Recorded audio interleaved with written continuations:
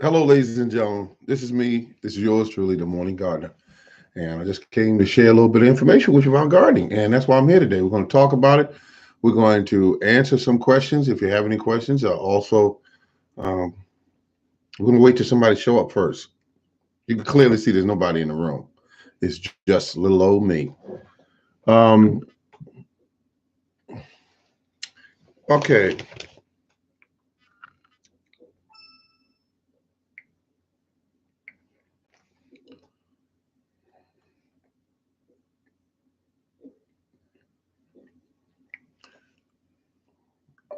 Gardening updates.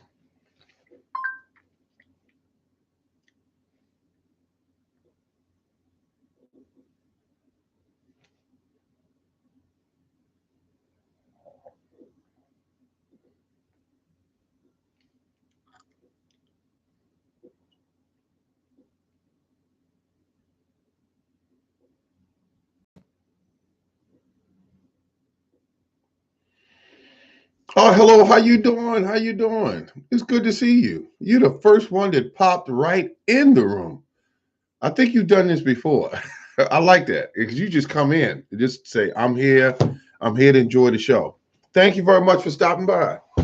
I am here. Just got back from a trip from majority of my gardening store locations. I just go to shop around and look around. And the day was just a tour trip. I just looked around. I do not play. You know, you don't play. No, you do not. Now, while I was in the store, I just happened to notice that there are a lot of plants, there are a lot of seeds, and they're still in the stores.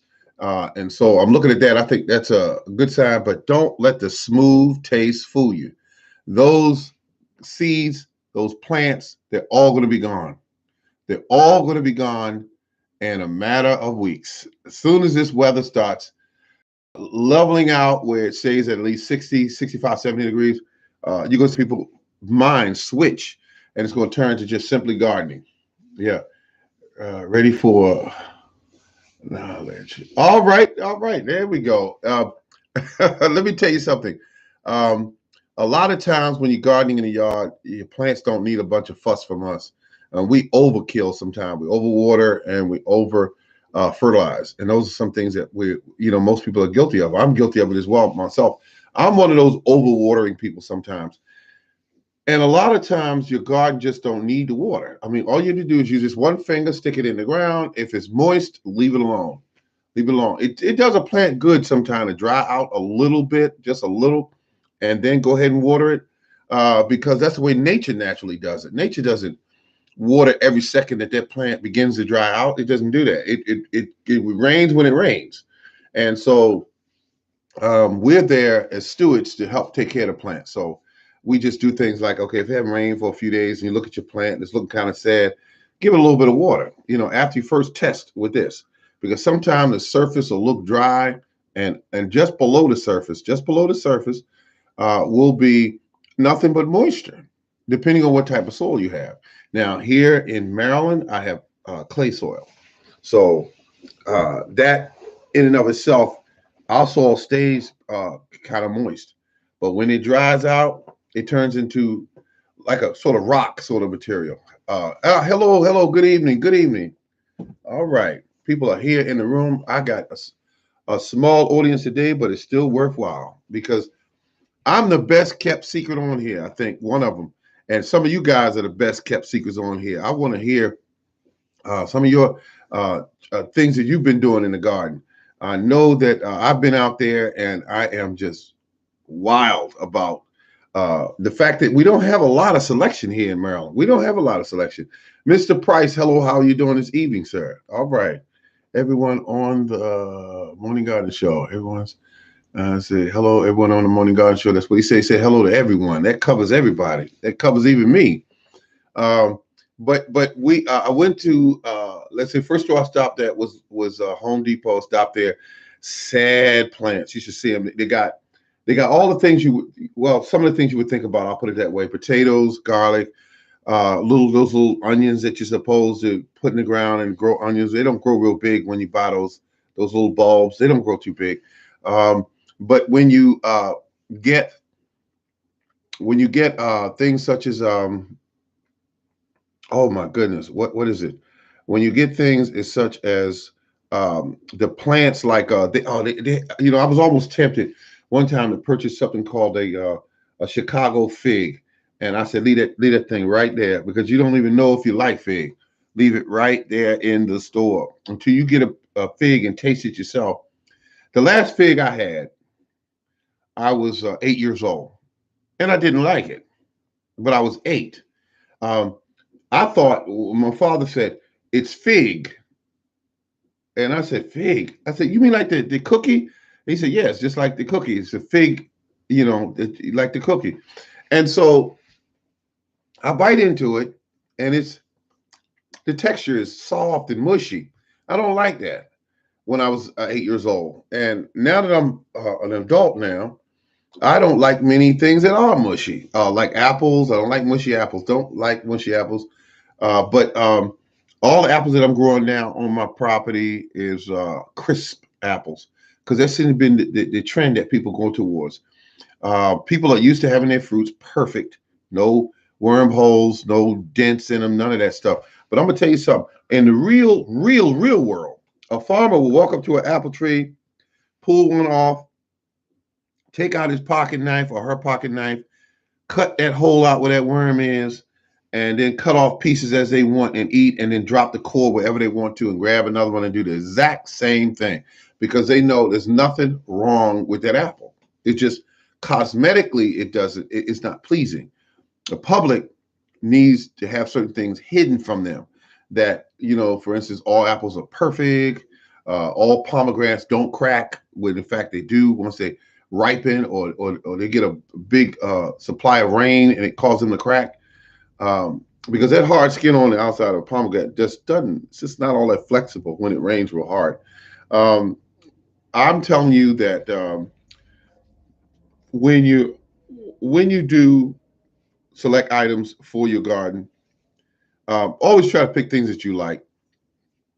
I used to pick things that for whatever reason, I would get vegetables that other people liked. I was like, what do you want me to grow? What do you want me? And I don't do that anymore because I'm the one that's got to care for these and take care of them and pay for them and work out in the garden in the heat and sometimes, and I don't want to do that if it's something I don't really care for. My peppers are looking good. My tomatoes are incredible, insane. They're insane. And I love that because people are telling me, they keep going in my videos and they saying, I love the way your seedlings look. I like the way your seedlings look. And I'm saying, well, thank you very much. I appreciate that. But I haven't, everything grew that I put in to grow seedlings. Everything grew. I had one issue with eggplant. That was just the, for whatever reason, I had problem with, they just would not germinate. So I'm gonna go back and look at that because I like a challenge and I like to know why didn't the eggplant germinate. I'm thinking temperature was the issue, whether it be the temperature of the soil or be the outside air temperature that was in that area where I was growing them. Because I put them on a heat mat and everything. And I'm thinking maybe the heat mat was too hot. Could that have been the issue? I said, but I'm gonna check on it because my heat mat is set at 80 to 85, which is set up for peppers and tomatoes. That's what I do because they're my primary thing that I always try to get off the ground and grow. I have watermelon that are ready to go in the ground. They are, and I'm like, come on. I said, this weather got to stabilize, but I got a number of days coming up before I can even do anything. So I'm going to have to move a lot of those plants out of those little tiny 72 cell, units and put them into bigger pots. I'm at to repot them, in other words. And so whatever's left in there, if it survived, good. If it doesn't, bada boom, bada bang. I always say, because I like to, take care of them and keep them. But the main thing is the focus is on the garden. Make certain that you have plants for the garden.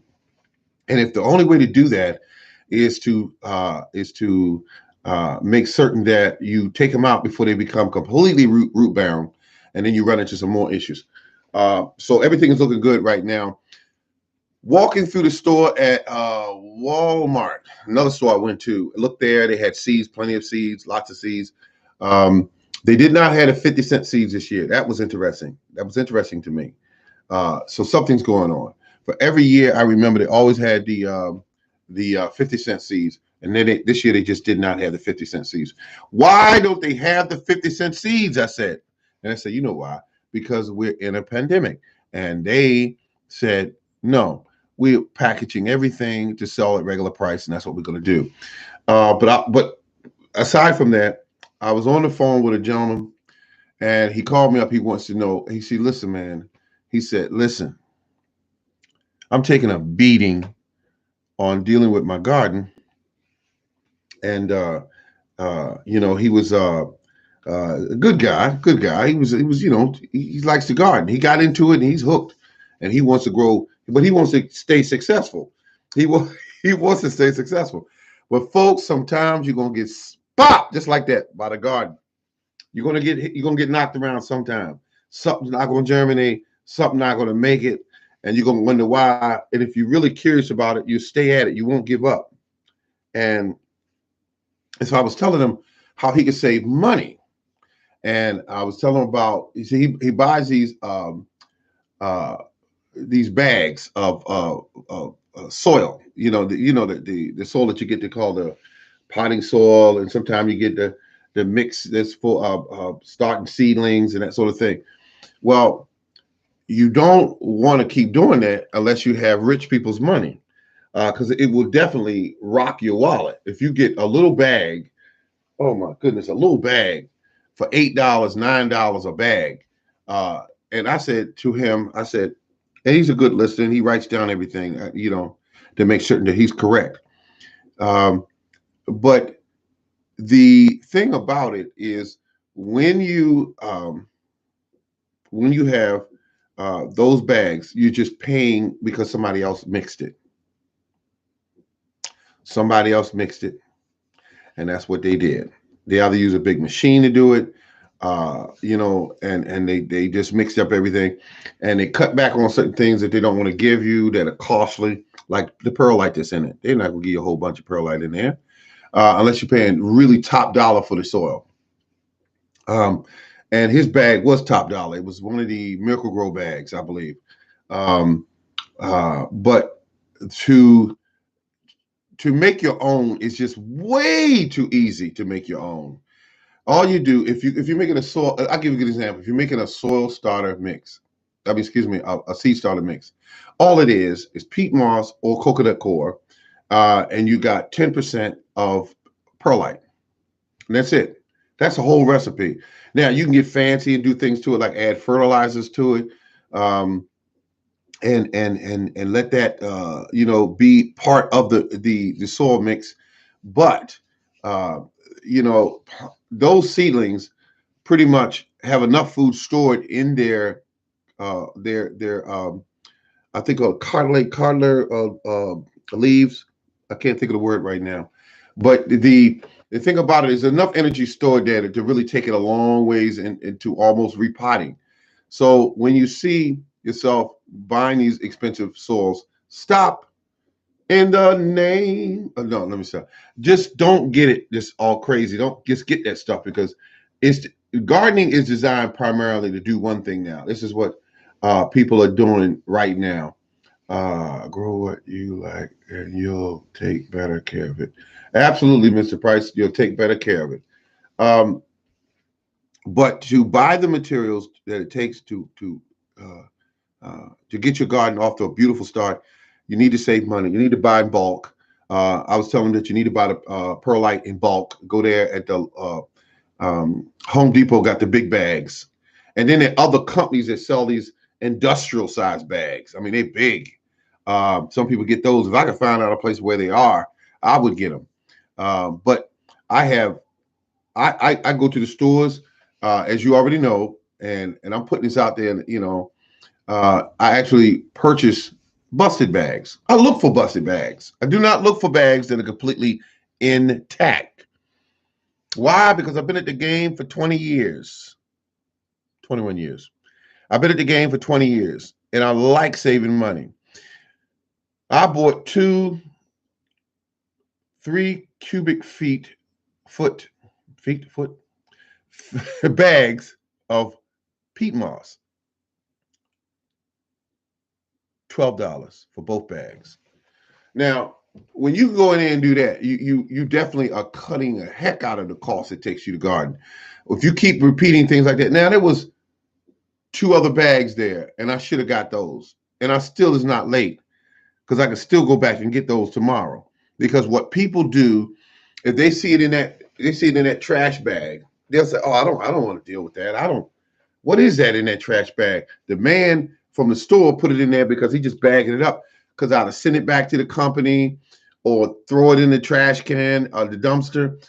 But to me, I'll go back and get that bag. The only reason why I didn't get the last 2 bags that were there because that little tiny Jeep Liberty of mine didn't have any more room, folks. It didn't have any more room. I had other stuff in the car. I didn't plan on buying the 2 bales I did get because I already have bales here. I got bales of it stuck outside right now. Just aren't doing anything. So I have an addiction where I like to find gardening bargains. It's an addiction. Everybody, a lot of people got their stimulus money, and I still hear them hollering about it at work that they're still looking, where's mine, where's mine? The stimulus money that I got will help feed me. How will it do that? I will spend so little of that money towards my garden that it's just ridiculous what I'm going to do with it.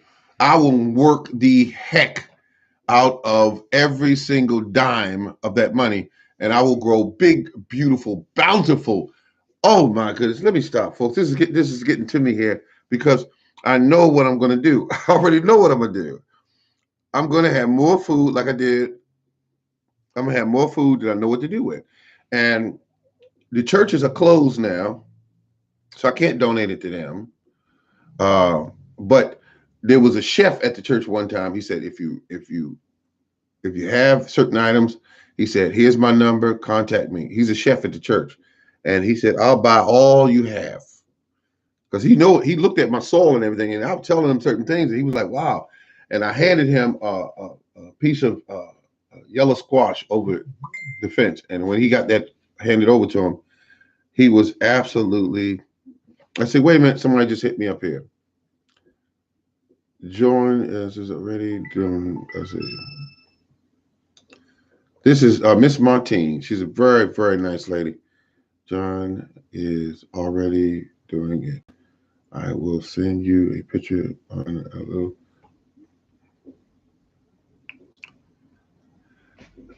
Thank you. And it was the idea that I had. Is that what he's doing? Question mark.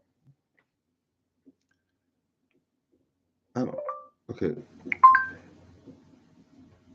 Let me just 1 second, folks. I apologize. This is about gardening. He's doing the same idea that I did. If so, let me know. It's a good idea. It works, and you're going to be very successful. Now, this is about gardening. This lady is so nice, and she does all kind of karaoke. She's been doing it for years and years, and she's gardening, and she's not new to it. She's just learning different ideas, like what you good guys are doing. You guys are family, and you're learning different things. But everyone is hollering about that idea that I did, which is just laying the seeds on top. And it was so apparent because I seen it in nature, how nature was doing it. I mean, the seeds will float through the air. Some seeds will float. And that's how they gain access to different locations, and they just land on the ground. They sit there. And when the conditions are conducive, when they're right, with the right moisture and the right temperature, it'll root itself down and stand up and begin to make a plant. And another method nature does when it plants seeds is birds will eat up certain berries and fly off miles away and excrete their waste in a location. And there you go. You got a tree growing there that wasn't there before, that no one even knew where this 40-foot tree came from, but it came from a farmer called a bird. Your original farmers, all kind of animals are farmers. Anything that'll eat a berry or eat a piece of apple and swallow the seeds and take it somewhere else and excrete that, please, you got nothing but material.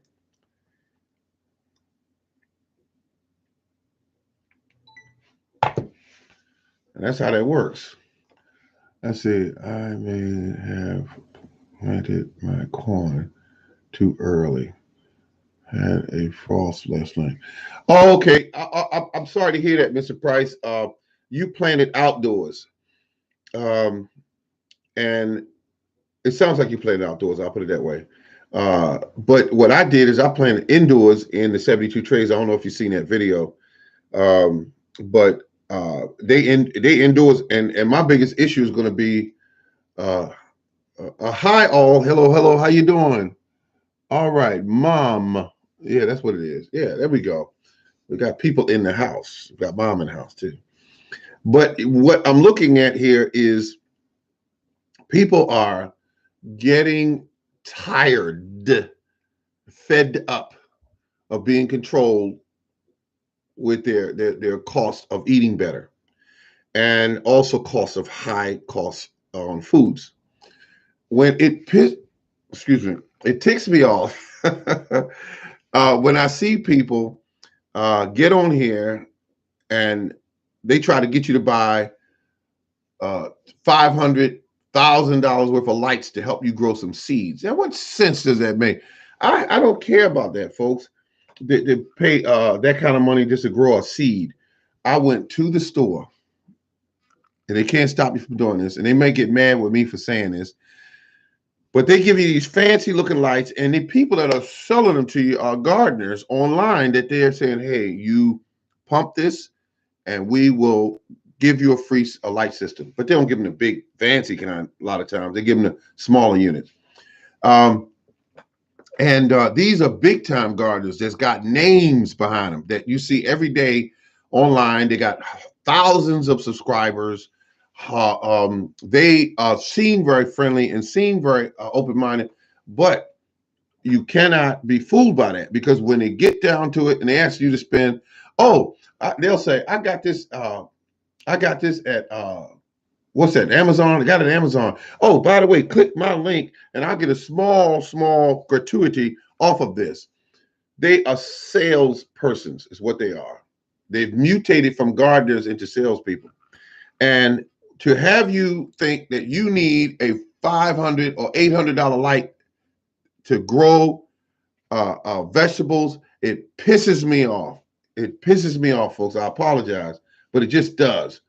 Because I bought a $26 light at Lowe's or Home Depot, one of the two. They're all the same. Hello, how you doing, Miss Miller? And so we are the suckers. Yeah, we are the suckers a lot of times because we don't know. And they tell us this light does this and this light does that and this light does this and it's shiny and it's new and it makes your plants stronger and it makes your plants bigger. And so you go get it. You want that. You want that edge. You think that you need that edge to make these plants bigger and bolder. So you can say, I grew tomatoes that were 18 feet tall a plant was, and the tomatoes were hundreds of tomatoes. It just doesn't exist, folks, in that fantasy world. What grows beautiful tomatoes is great soil and knowledge. Is what grows that stuff. The best ingredients that go in the ground are rainwater.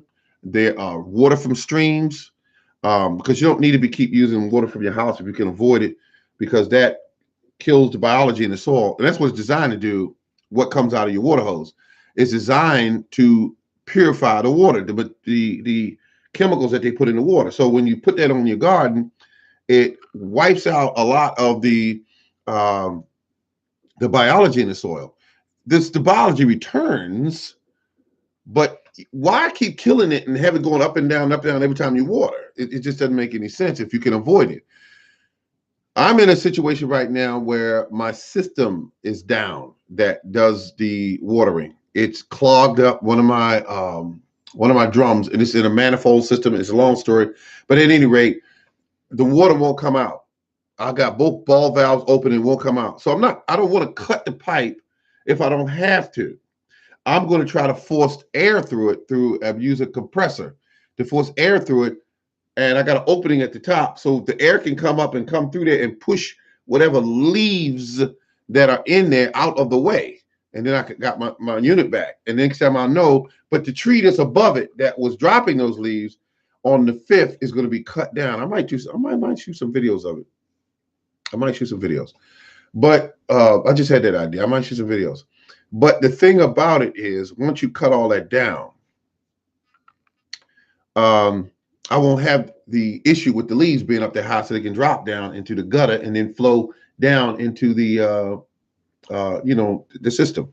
So long story short, when they try to sell you things like lights for $1,200, $500, whatever the case may be, tell you that these are the only ones on earth that will help you do what you need to do. You need to think for a second. Is this person my friend? Is this person all right? Is this person care about how I grow things? Because it's not. A lot of times, you are not going to grow anything if you don't have the right soil. You're not going to grow anything if you don't know what you're doing. If you don't know what you're doing, if you have no idea what you're doing, you may have very little success. But if you know what you're doing, the best farmers on earth, male and female, young and old, that know what they're doing will outgrow the average person any day of the week because they know so many little tricks that can help you. But none of these gardeners that I'm speaking of are actually coming online and showing you what's in their soil, what they're doing to keep their soil right. They're not showing you this stuff. They just telling you, buy these lights. They had one lady on there. She was telling people to put, I don't even want to say it, but she was telling you to put something in your potatoes.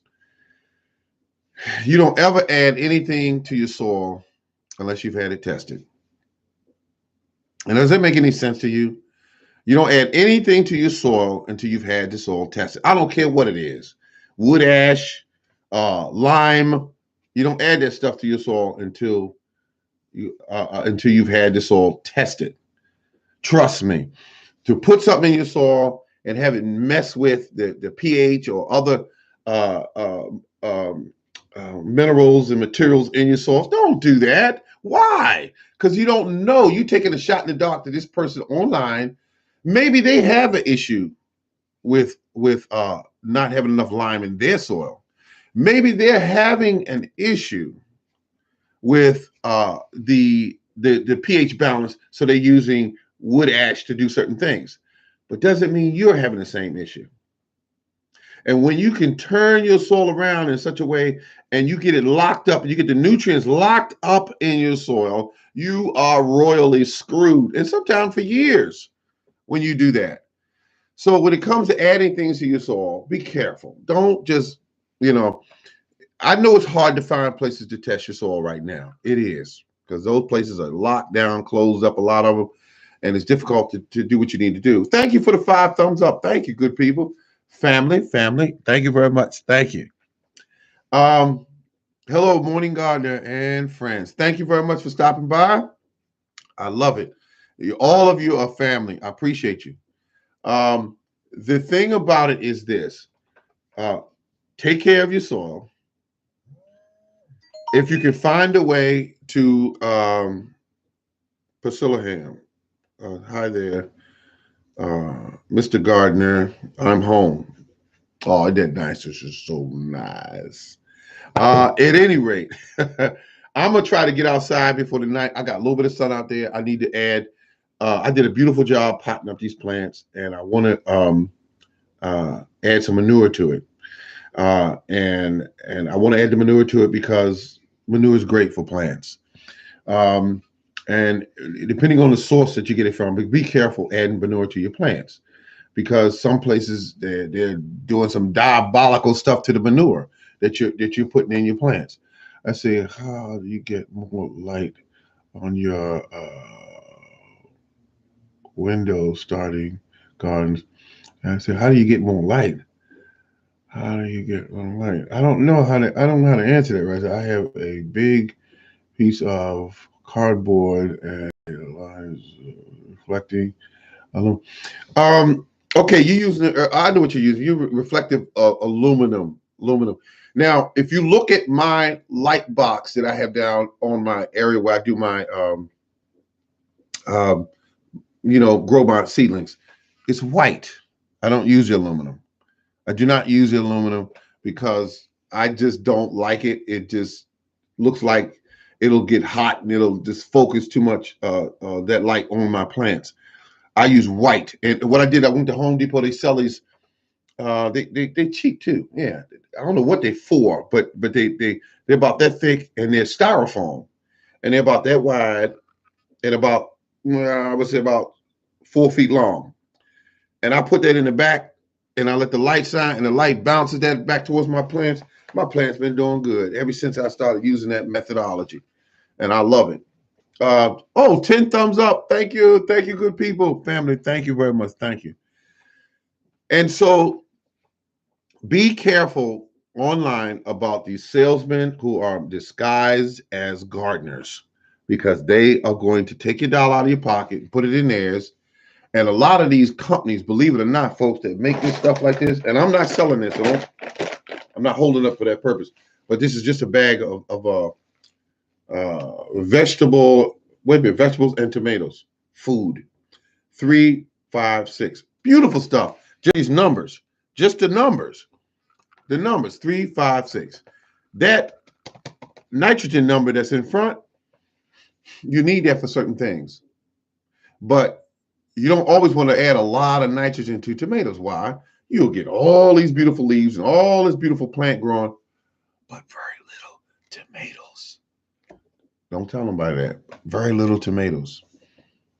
Very little tomatoes. You wanted phosphorus and potassium. There you go. And that number right there is lower. That's what you need.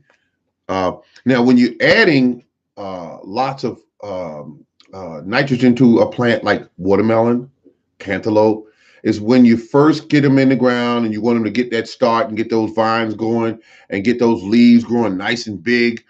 That's what you're going to do. Then, as soon as that plant starts to flowering, you drop back off of the nitrogen. And you can use that same methodology with a lot of your plants. When you see those blossoms come on, you drop back off the nitrogen. And the two big numbers you want are potassium and phosphorus. That's what you want. That's the only little secret there, folks. And a lot of farmers have been using it for years, and a lot of professional gardeners have been using it for years. A lot of master gardeners have been using it for years because they know certain things. And the plant is telling you all the time what's going on. The plant's telling you, but you just got to look at the plant and say, this plant is pregnant. It's producing blossoms. So wonder what it needs. Well, what causes the plant to produce more blossoms and also to produce fruit? Potassium and phosphorus. Oh, and not so much of the nitrogen. That bag of fertilizer was $1.25, marked down from $6. You can do that all day, folks, but you got to know what time of the year to go out and do that thing. All right. Well, look, I'm going to stop riding you people's ears because I know you're getting tired of me. But I want to let you know that I'm here on Mondays, start at 6 p.m., and also on Wednesdays at 6 p.m., Lord willing. And that's how that works. I watch everybody. I watch all the gardening shows.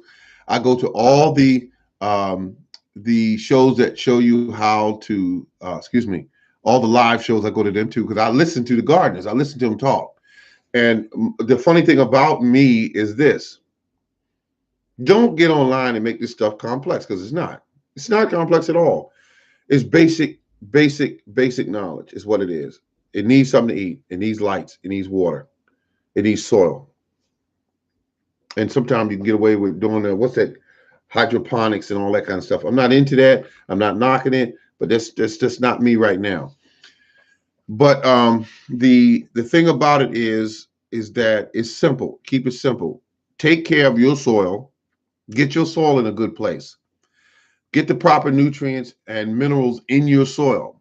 Look what I did. I did it cheap as I don't know what this year. You think I was going to pay $40, $50 to go out there and fertilize all that ground out there? I didn't do nothing but took a lawnmower and chopped down the weeds and chopped up the grass and kept it moving like a drive-by, because all that's going to do is fertilize my soil. That's all it's going to do. All the stuff I chopped down. You see the video where it says, I don't know, look at my yard now or something, and you see all this hay on the ground. There ain't number of weeds and grass, and it's fertilizing the soil. That's all it's doing. I do not like digging in my yard. Do not like digging in my yard. Refuse to dig in my yard. Any way I can avoid it, I will. Because all you're doing is turning over new weed seeds, and all you're doing, and I got enough weeds growing, trust me, you've seen my yard. Some of you have been around for a while. And we family, we can talk about this kind of thing. So my soil is rich because I've been chopping and dropping weeds for years. That's what I've been doing. I got tired of having people, I'm gonna bring you 800 pounds of leaves, and then after that they don't see them no more. I had some guys, I gave them the opportunity to help them with their landscaping business, and it would help me. And I said to them, I made this very clear. I said, only drop leaves. I said, do not drop anything else. What did they do? They messed it up for themselves. They came around one day and they dropped the leaves, but then they had a bunch of vines wrapped up in there, and I'm still fighting those vines now. The vines that they had wrapped up in there was something that they cleaned the property. They took all the weeds and wrapped these vines up, and these are some brutal vines. They the kind that stick around and they don't care what they grab onto. So I came up with a method that helps me get rid of them. I don't have it up here with me now. But everything I'm using to save money is what I'm doing. I'm using it. I'm doing it. I'm getting it done. Eggshells. Since I eat the eggs, I got 2 pounds of eggshells that have been pulverized with a blender. Got 2 blenders, one separated for the garden and one for my own personal use. And look at this. That is pure eggshell. And I will put them around my roses. I'll put them around my, what they call them things, my tomato plants, my pepper plants. It does not matter, folks. I will do it, make it do what it do. And then everything in my garden will be planted on top of the soil. It will not be dug in. It will be planted on top of the soil, except for one, and that's tomatoes. I will put them under because I want to go down some to get more root structure, and then that way I can get more of a what they call it, more of tomatoes, and also more tomatoes on the vine. More tomatoes, bigger tomatoes. I want those too. So I will put the tomato plants as deep as I possibly can. Preferably, if you had one that grew long, you can put it down 12 inches if you got the patience to dig it that far down. You can put it down 12 inches. Fill that hole up with all kind of beautiful nutrients, and always be suspect of your soil. Always be suspect of it. Always treat your soil like it doesn't have the strength, it doesn't have the knowledge, it doesn't have the ability to grow stuff. And that way you will always check what you're doing. You will say, I need to do this, or I need to make sure this is done. And you'll keep doing things that back up what you already put in there. Back that up, because you need to make certain that you're not relying solely on the compost that you made. Maybe the compost you made is not really that good, okay?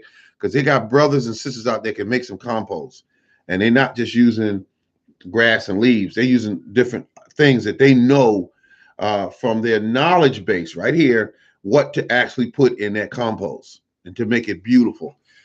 Some people are stretching compost because they say, I don't have enough compost. What can you do to stretch compost? You put it in a, let me see what I got here. You put it in one of these bags here. Okay, what this is this bag has 2 in it. I wonder where the other ones are. Anyway, this bag has 2 of them in it. 2 bags, 5-gallon bucket.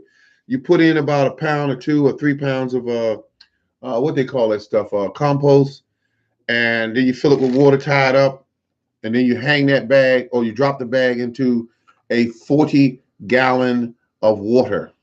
40 gallons of water. Leave it there. Guess what's going to happen to you? You have some of the prettiest compost tea you ever wanted to do. That's what you're going to have. And that's what you're going to have. So, folks, on that note, this is the Morning Garden. I want to thank you very much for tuning in, and I will see you on the flip side. This is the Morning Garden Show. Thank you very much, family, for stopping by. And I hope you liked the show today. I hope you did, because some of you were kind of quiet and some of you were very talkative, and I appreciate that. Check out my videos and also comment. I appreciate the comments that I get when people can leave comments on my videos. Thank you very much. And remember, if you haven't subscribed, remember to subscribe to my channel. That way you get that notice. Sometimes the notice is a little late. You know how YouTube is. All right, good people. This is the Morning Gardener. Remember to keep on growing. Thank you.